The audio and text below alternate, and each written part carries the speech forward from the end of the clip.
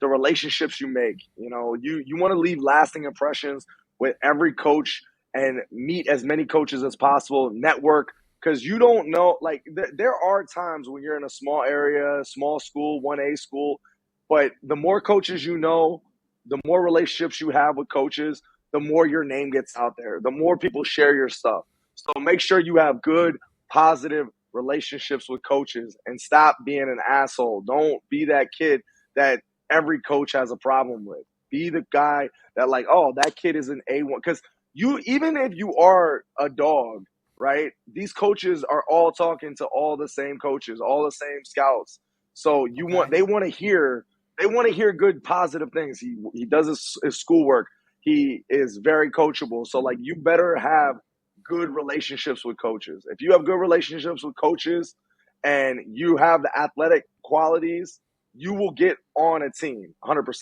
Okay, so not only be physically there, but have your character developed as well. I like that. So let's move on to number 4. We're counting down to number 1, the top tip to get you a college scholarship in football. So number 4 being game situational awareness and building confidence. So let's take a quick look here.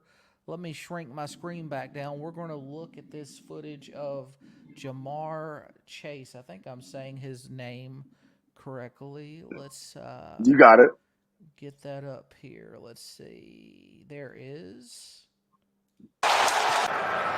Watch Joe Mixon help out in pass pro right there. Boom. Just get a piece of the edge. Burrow looking deep for Chase, and Chase makes the adjustment, and Chase will walk in for his second touchdown of the season. 42 yards. P. Ryan is in, one timeout for Cincinnati, and going deep into the end zone, and caught by So he seems to just be able to outrun those defensive backs, and he's always in tune with his quarterback, or at least it looks that way. How does someone develop that confidence and that situational awareness? Well, one, you gotta have the speed. You gotta have the confidence, knowing that you can beat, that DB. If you know you're faster than that DB, making plays is gonna be a hell of a lot easier. Obviously, you need to know football. You need to learn the playbook. Okay, you need to learn how to beat that defender. It's really not that complicated. Jamar Chase is fucking fast, okay? He's fast, and he knows that he's going to burn that DB. He's going to out-jump him. He's going to get him every time. He's a better route runner than anybody in the league, and he's got the speed to go with it. He's got the football IQ. He's got the agility. He can make the adjustments on the fly, and that confidence comes from the preparation. I mean, he practices the route tree 24/7. He sprints, he jumps, he is attentive in the weight room, and he's doing everything necessary to have all the qualities to be a top receiver. Okay, so just to foreshadow where we're going in the future in this video, he already had his foundational fitness, but then after that, he went to the mental game and decided, I'm going to learn the inside out of this football field and how my team wants to outmaneuver the other team. That his mental game, he's studying, he's practicing. Mm-hmm. Yeah, you got guys like Jerry Rice that weren't that fast, but Jerry Rice made up for it because he was a technician. He was perfect technically. He's the best route runner of all time. And he still wasn't fucking slow. He was a 4.6 40 guy, and he had the agility because he understood the game. In order to have agility in football, you got to understand football.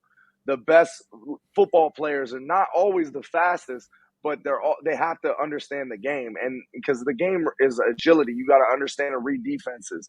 If you can read that defense, if you can see where that DB is going to flip his hips and try and change directions, you can outmaneuver him. And that's what he does better. Like, he can read that DB. And on top of that, he's faster than most of the DBs out there. So he's gonna beat him. And then his size. I mean, the guy's a big. I mean, he's a big guy. There's a combination of why his confidence is there.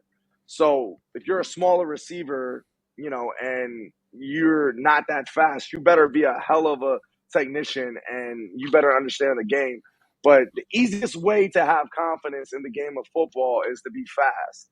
It's just that simple. Okay. Okay. Well, with that being said, in the high school level, I don't know if this has changed or not, so you can tell me.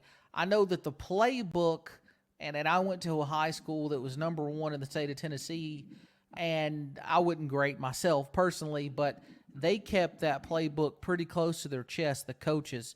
I don't know if that's still the case. Is there much, what percentage, if any, should high school students be spending on the technical playbook of their team, like running routes? I mean, they're going to do that in practice, but outside of practice, should they worry about that at all, or zero?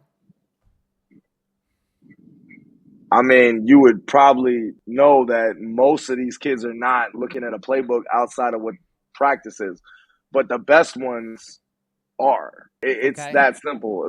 Like they know that playbook better than they know how to spell their last name.